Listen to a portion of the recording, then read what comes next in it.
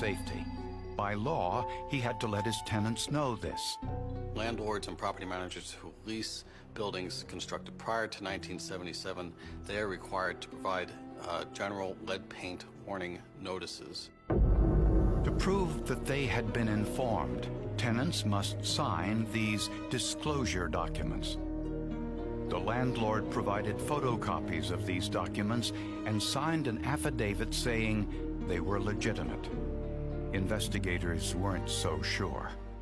The tenants advised us that they had not signed those documents.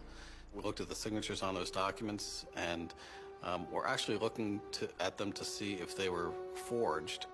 Document experts compared signatures from the documents to known signatures of the tenants.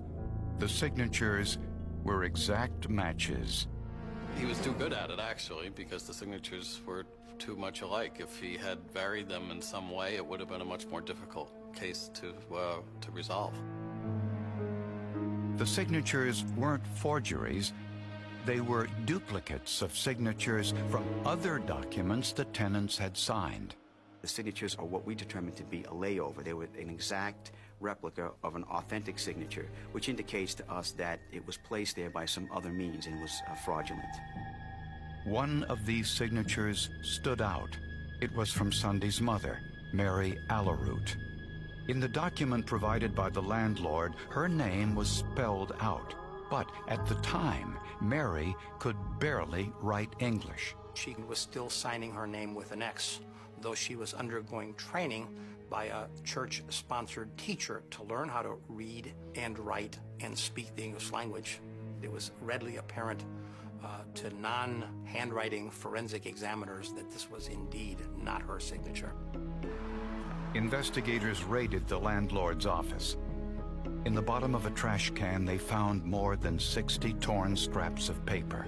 The Secret Service reconstructed that document for us, finding all but one of the 60-something pieces. When the pieces were reassembled, investigators found the original forgery of Mary Alaroot's signature, identical to the one on the lead disclosure notice. He forged the signature of Sunday Abeck's mother on the lead paint disclosure form. He copied it and produced copies to the Environmental Protection Agency and the grand jury. The landlord's fingerprints were on the document. Mary Alaroot's were not. It's very unlikely that she had handled or had anything to do with that particular document. Investigators say that when Annexstein found out about Sunday's death, he knew he was potentially liable. So he took his tenants' signatures, copied them from other documents, and then placed them back onto the lead disclosure agreement.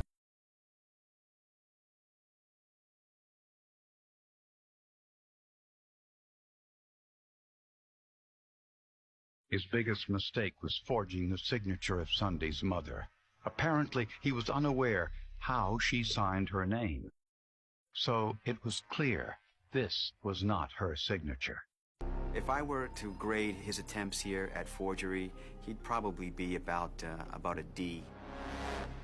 When faced with the evidence, James Annexstein pleaded guilty to obstruction of justice and failing to notify his tenants that they were living in unsafe conditions. What motivated him and what motivates all of our criminals in this arena, it's all about money.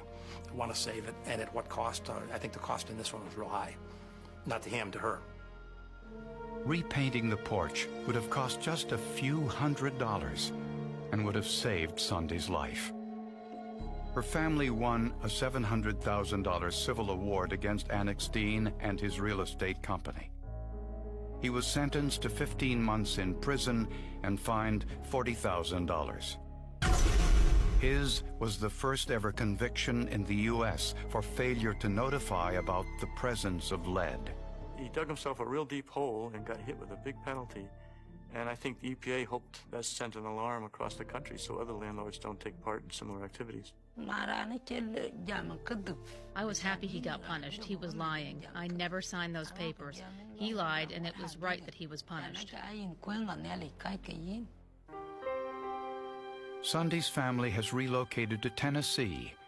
they're still adjusting to life in America and the aftermath of Sunday's death. Meanwhile, Sunday lies in an unmarked grave in a New Hampshire cemetery, hundreds of miles from her family, thousands of miles from home. Her death could easily have been avoided, but thanks to the forensic analysis, it's far less likely another family will suffer the same tragedy. Her death couldn't have been solved without forensics. Yeah, the work in the lab is what solved this case. And it happened at the federal, state, and local level. It took a lot of technicians to study this material and figure out exactly what happened. And they did, which is gratifying, I'm sure.